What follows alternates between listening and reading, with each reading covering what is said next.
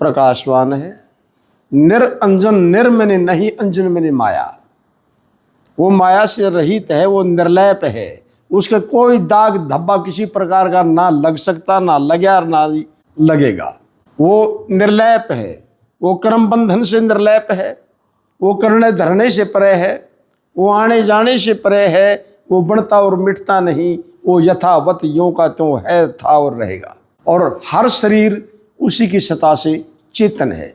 इसलिए कहा कि ज्योत निरंजन अलख, अलख है जो दृष्टि से नजर नहीं आता। जैसे एक नीम के निबोड़ी के अंदर नीम का पेड़ अलग होता है, दिखाई देता है निबोड़ी के अंदर वो, लेकिन उसका मह है।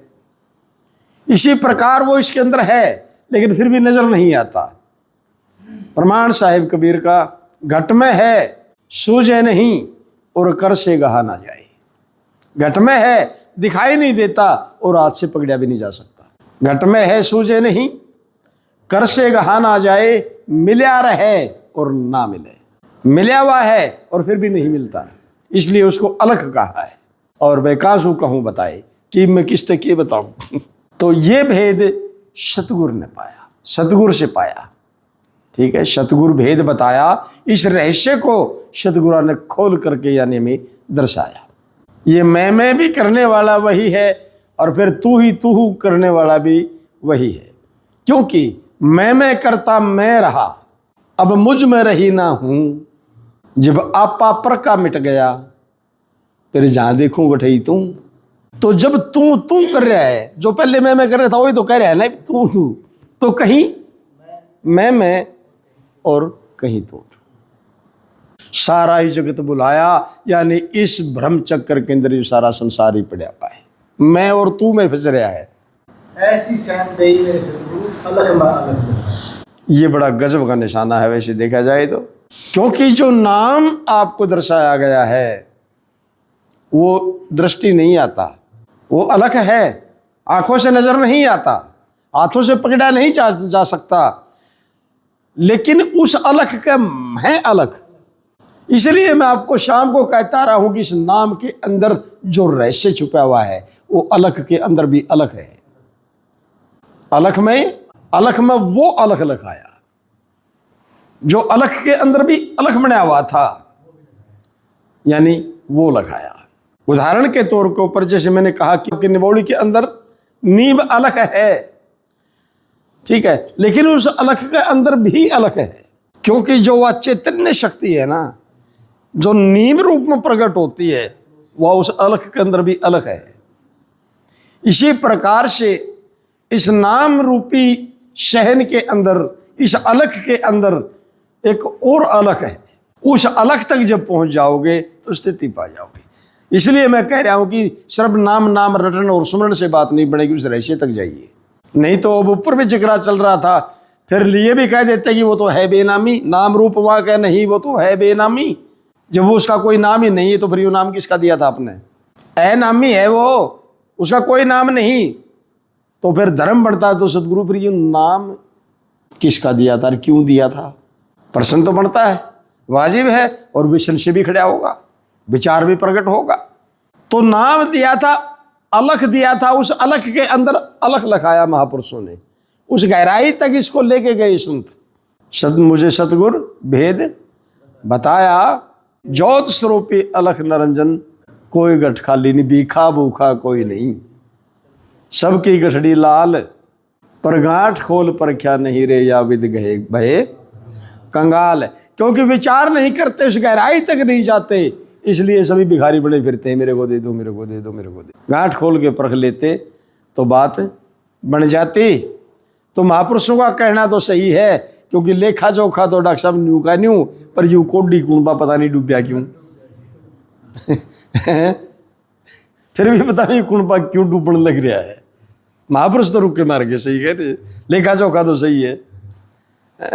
तो अगली कली में क्या फरमान दिया? कबीरा और रविदासा किसी को कृष्ण पाया है, देह अभिमान हटा सतगुरु चेतन ब्रह्म। देह अभिमान, अब वहीं से चले थे वहीं फिर ले आगे खड़े कर दिए, क्योंकि अनहोनी चीज का अभिमान कर रहा था जो वस्तु है नहीं, और उसकी मनोती छोड़ नहीं रहा।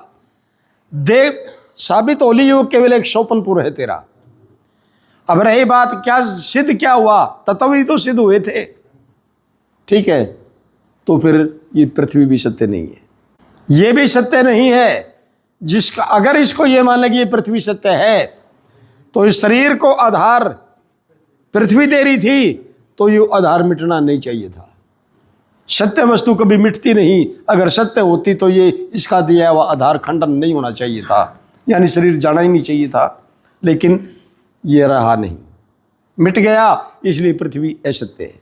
और जब पृथ्वी असत्य है तो फिर ये नासिका के द्वारा जो सूंघ रहे थे, पृथ्वी का जो व्यवहार, गुदा से विष्टा, नेत्रों से आप अग्नि देख रही थी, खारी अग्नि थी, तो फिर सदा खांदा रहना चाहिए था। दे पात हुई तो फिर खाना भी बंद हो गया, इसका दिखना भी बंद हो गया इसने, ये सब अपना अपना व्यवहार छोड़ दिया।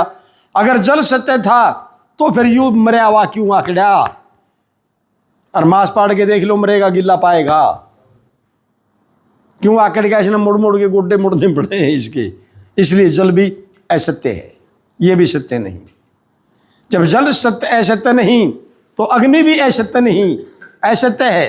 अग्नि भी सत्य नहीं, क्योंकि जब ये देह पात हुई तो इसके अंदर गर्माश रही नहीं, ठंडा हो गया यूं, और इसको दिखाई भी कुछ नहीं देता, देखने वाली अग्नि तो थी, उसमें परिवर्तन आ गया, इसलिए वो भी असत्य है। पवन भी असत्य है, क्योंकि जो पवन इसके अंदर जा रही थी और इसको क्रिया करा रही थी, सारा को चेतन रख रही थी, वो क्रिया इसकी बंद होगी, तो पवन भी असत्य है। जब पवन ही असत्य है तो फिर आकाश को सत्य कैसे कहा जा सकता है, क्योंकि ये सारे प्रकट आकाश से ही तो हुए थे। आकाश की पूर्णा शक्ति का ही नाम पवन था। पवन के अंदर जो पूर्णा शक्ति थी वो अग्नि थी, और अग्नि की द्रवता शक्ति को ही तो जल कह रहे थे, और जल की द्रवता शक्ति को ही तो आप आधार कह रहे थे, कठोरता शक्ति को आधार कह रहे थे, पृथ्वी कह रहे थे। तो इसलिए पांचों तत्व भी असत्य ही है। तो देह भी असत्य है, और पिंड सो ब्रह्मांडे खोजे सो पाइए, ये सिद्ध हो चुका है कि ये जो समूचा जो बना करके जो यू पिंड था, और उसी प्रकार ये ब्रह्मांड भी पांच तत्वों का था। तो यूर युग एक ही था, जो शरीर है वही ये ब्रह्मांड है, पिंड है सो ब्रह्मांड है, पिंड ब्रह्मांड है सो ये पिंड है। इसलिए महापुरुषों ने कहा कि पिंड में देख चाहे ब्रह्मांड में देख। ठीक है, तो इसलिए ना तो ये जगत है और ना ये देह है, और फिर तत्व भी नहीं है। महापुरुषों ने खंडन किया इसका सारा का सारा शरीर का, और देह अभिमान से इसको बाहर निकाला। लेकिन ये आपके ग्रंथ शास्त्र और वेद नहीं निकाल सकते इसको इससे, क्योंकि बिना ताड़ के यू मनोद को छोड़ता नहीं। डॉक्टर साहब, इसको पर ताड़ा बजता है गुरु का, तब भी वो देह मनोद को छोड़ दे तो बड़भागी जीव है, नहीं छूटती नहीं, ज्ञान होने के बाद भी नहीं छोड़ता। ये मैं आपको असली सच्चाई बताता हूं। तो इसलिए ये तत्व भी सत्य नहीं है। अब रहा जीव। ये जीव क्या था फिर? ये पांच तत्वों का जो यहां से यहां तक का जो छोटा स्वरूप था, शरीर तो है नहीं, यू पांच तत्व हैं। तो इस अल्पग को खिंडा करके हमने जब देखा तो इसमें अलग से जीव नाम की कोई वस्तु निकली नहीं। ठीक है, तो यहां से यहां तक समूहता पांच तत्वों का छोटा स्वरूप, इसको महापुरुषों ने जीव कहा। जीव ये पाया। ठीक है, जैसे आप केड़े के थंबा ने पढ़ पढ़ के अलग गेड़े जाओ, उसमें केड़ा नाम की कोई वस्तु नहीं निकलती। ये समूचा अल्पग रूप के अंदर इसको जीव कहा, और उन्हीं पांच तत्वों का जो जगत रूपी विराट दिखाई देता है। ठीक है, इसको विराट रूप के अंदर कहा महापुरुषों ने क्या? ईश्वर। ये अविद्या करके था, वो माया करके है। ठीक है, अब यू एक पेड़ है, इसके अंदर जो चैतन्य सत्ता है वो सत्य है, और इसके अंदर व्यापक है। ठीक है, और फिर पूरे ब्रह्मांड के अंदर जो व्यापक है वो भी वही है। ठीक है, तो इस अविद्या की उपाधि को हटा करके उस चैतन्य को जब महापुरुषों ने देखा तो उसको कहा उन्होंने आत्मा, जीव आत्मा, यानी वो चेतन जीव आत्मा। और जब उसको सारे को देखा, पूरे जर्रे जर्रे रोम के अंदर उसी को देखा, तो उसको कहा परम आत्मा। ठीक है, वो हुआ परमात्मा। उदाहरण के तौर के ऊपर इब कणक का सीजन आ रहा है, काट देंगे लोग कणक, काट लियो, कुछ ही रह रही होगी, काट के कणक क्या ला लेंगे, ढेर। वो सारा का सारा समूचा क्या है, ढेर। ठीक है। और वो जो उस ढेर में जो सारे दाने हैं ना, उन अलग अलग कर दिया। फिर ढेर नाम की कोई वस्तु है क्या कोई वस्तु? तो वो ढेर के था, वो सारे दाने मिलके ढेर था। तो यूं यहां तक का जो 5 तत्वों का छोटा स्वरूप था, यूं जीव था। और कीड़ी से हाथी तक सभी 5 तत्वों के ये जितने भी शरीर दिखाई देते हैं, ठीक है, वनस्पति है, जितने भी घास फूस वृक्ष कीड़े मकोड़े जो भी है, जो भी भिन्नता है, सभी 5 तत्व के हैं। वे सारे इकट्ठे करके क्या है, यू इसको ईश्वर कहा है। ठीक है। इस शरीर के अंग अनेक हैं, सबके नाम अलग अलग, सबके रूप अलग अलग, सबके कार्य अलग अलग। ठीक है। और सबकी शक्ति अलग अलग। कानों की शक्ति नेत्रों में नहीं है, नेत्रों की देखने की शक्ति आपकी जो नाक में नहीं है, नाक की सूंघने की शक्ति आपकी जबान में नहीं है, सबकी अलग अलग हैं। ठीक है। और यू सारा मिला करके जो नाम थे अलग अलग, जो रूप थे अलग अलग, जो अंग थे अलग अलग, और जो इनके कर्म अलग अलग थे, और जो इनकी शक्तियां अलग अलग थी, यो सारा मिला करके क्या है, यू एक देह है ना। इसको एक शरीर ही तो कह रहे हो, तो फिर ये सारी शक्ति इसके अंदर है ना, तो क्या ये सर्वशक्तिमान नहीं है? फिर इसकी सारी शक्ति, सारा शक्ति शरीर की, और जितने भी ये अनेक शरीर दिखाई देते हैं, उनकी सारी शक्ति मिला करके किसको क्या कह रहे हो, इसको ईश्वर। इसलिए कहा कि ईश्वर सर्वशक्तिमान है। ईश्वर सर्वशक्तिमान है, उसमें सतोगुण अधिक है, वो उसका कर्म और कर्तव्य की कोई लाग लपेट नहीं है। ठीक है। वो निर्भय है, निर्वैर है, अकाल मूर्त है, क्योंकि ये निरंतर ही चले आ रहा है। तो अब रही बात, जब ये तत्व ही नहीं है तो फिर ये जीव है या उपाधि हटगी? क्योंकि अविद्या की उपाधि थी, अविद्या की उपाधि करके ये 5 तत्वों का छोटा स्वरूप को हम जीव कह रहे थे। जब ये उपाधि हटी तो फिर जीव भी नहीं है। और जब माया की उपाधि हटी फिर ईश्वर भी नहीं है। फिर क्या है? ना तो इस विराट की देह है जिसको जगत कह करके पुकार रहे हो, जगत है ही नहीं, ना था ना है ना होगा। जिस 5 तत्वों के स्वरूप को तुम दे कह रहे थे, ना थी ना थी ना है ना होगी। 5 तत्व ही नहीं तो दे कहां से होगी? और जब 5 तत्व विराट के ही 5 तत्व नहीं है तो फिर ये जगत कहां से हो सकता है? तो जगत भी नहीं है, तो इसलिए ना यू जगत है, ना यू देह है, ना ये जीव है, ना ये ईश्वर है। केवल एक वही चैतन्य सत्ता है जिसको जो हर जगह पूर्ण व्यापक है, और उसको ब्रह्म कहा महापुरुषों ने। वो ऐसा नहीं कि यहाँ है यहाँ नहीं, यहाँ कम है या वहाँ ज़्यादा है, वो हर जगह पूर्ण है, जर्रे जर्रे के अंदर व्यापक है।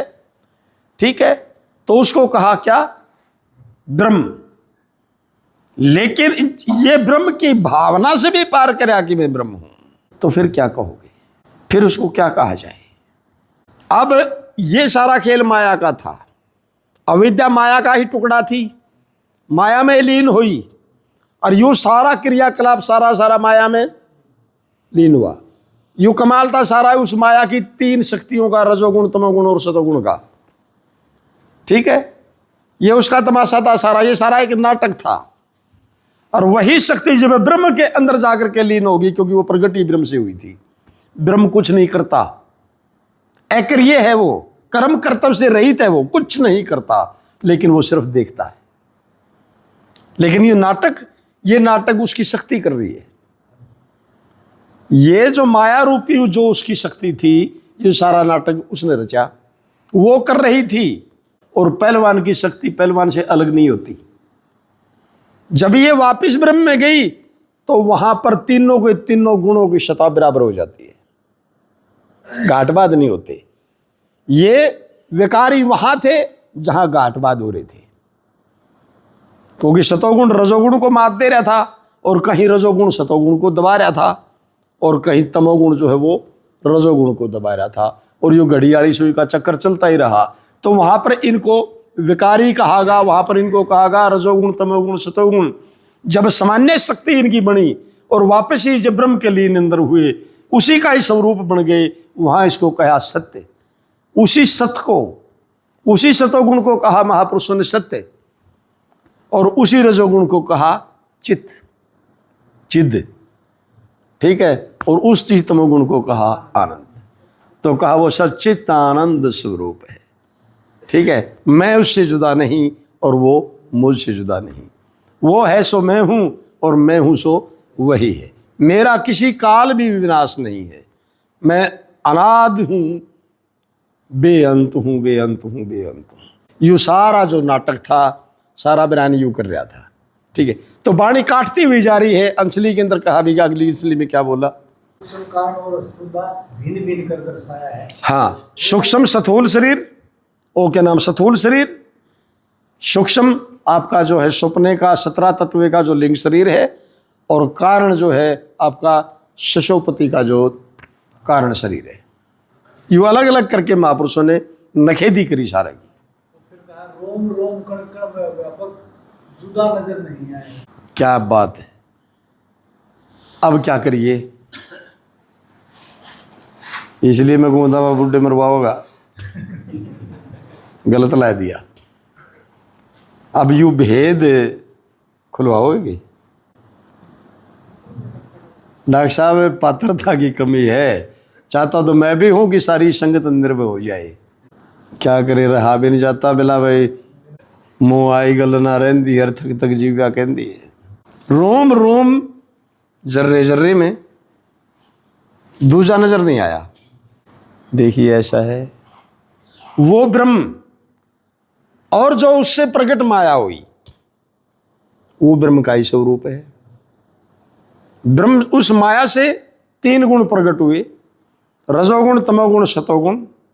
तो जब माया उसी ब्रह्म का स्वरूप है, तो ये 3 गुण, ये भी तो ब्रह्म रूप हुए।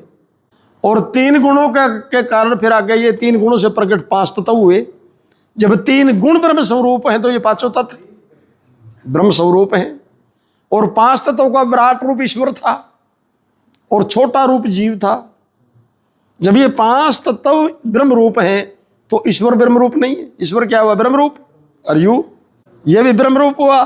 और इसके अंदर जो भी क्रियाकलाप हो रहा है और जो भी दिखाई दे रहा, जहां जहां जो कहने सुनने में आता है, जहां जहां दृष्टि जाती है, जहां जहां ये मन दौड़ लगा रहा है, ये सारा का सारा सब क्या है, केवल एक ब्रह्म है। यहां पर वेदों ने सिद्ध किया, एक को ब्रह्म द्वितीया नास्ति, दूसरी कोई वस्तु है ही नहीं।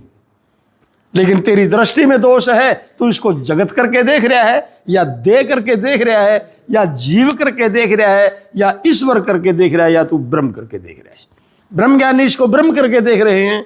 यानी वही बात आ गई भाई, नदी हो चाहे तालाब हो, चाहे जोड़ हो, चाहे कुआ हो, चाहे नाला हो, ये नाम हम कितने इधर लो, लेकिन ब्रह्म ज्ञानी उन सभी जगह उस एक जल को देखता है। अब किकर को हो, जांडी को हो, न आम को और नींबू को, चाहे कि में कह लो, लेकिन ब्रह्म ज्ञानी केवल उसको एक बीज करके देखता है। ये दृष्टि ब्रह्म ज्ञानी की है। ठीक है, अज्ञानी इसको जगत करके देख रहा है, इसको ब्रह्मांड करके देख रहा है, लेकिन ज्ञानवान इसको ब्रह्म करके देख रहा है। और ब्रह्म का कोई लाग लपेट नहीं है, ना यू कभी मिटा ना मिट सकता। ये अनंत अनादि काल से यूं ही चला रहा है, क्योंकि ब्रह्म अजर अमर अविनाशी है। ब्रह्म और के नाम प्रकृति, प्रकृति भी अनादि काल से है, और प्रकृति नाम इसी माया का है। ठीक है, तो ब्रह्म भी अजर अमर है, कभी नहीं मिट सकता। प्रकृति कभी नहीं मिटी, ये माया भी निरंतर उसी का स्वरूप है। ये भी अनादि है, अनिर्वचनीय है, ना सत कही जा सकती ना असत कही जा सकती। अगर सत कहते हैं तो असत से तोल करके कहना पड़ेगा, अगर उसको असत्य कहते तो सत से तोल कर कहना पड़ेगा। दोनों ही नहीं बनती इससे बात, क्योंकि जहां ज्ञान है वहां ये असत्य नजर आती है, और जहां पर अज्ञान है वहां पर ये सत्य खड़ी दिख रही है। ठीक है, तो ना सत्य है ना असत्य है, आत्मा ना सत्य है ना असत्य है, ब्रह्म ना सत्य है ना असत्य है, वो अव्यक्त है। उसका व्यक्त नहीं किया जाता, वक्तव्य नहीं दिया जा सकता, वो अव्यक्त रूप है। और इसी प्रकार जो व्यक्त किया जा सकता है वो व्यक्ति हो सकता है, वो व्यक्ति है। जिसके बारे में वक्तव्य दिया जाए वो व्यक्ति है, लेकिन इसका कोई वक्तव्य नहीं है, अव्यक्त है, अव्यय है यू। तो इस प्रकार से फिर एक ब्रह्म के सिवा दूसरी कोई वस्तु ही नहीं है। ठीक है, इवी इसने भाई कितने किलो, जिसमें धर्मराज और लेखार या पकोड़े बनाओगा और फलाड़ी बनाओगा, दिकड़ी बनाओगा, ठीक है, ये तो संतों की रमज है। मदारी है, वो अपना खेल का एक्सपर्ट है, ठीक है ना। कदे बनावे कदे फोड़ दे, यू के हिसाब तेरा है, आप पे बनावे आप पे फोड़े, ठीक है। तो बोल प्रेम से श्री सतगुरुदेव महाराज की जय।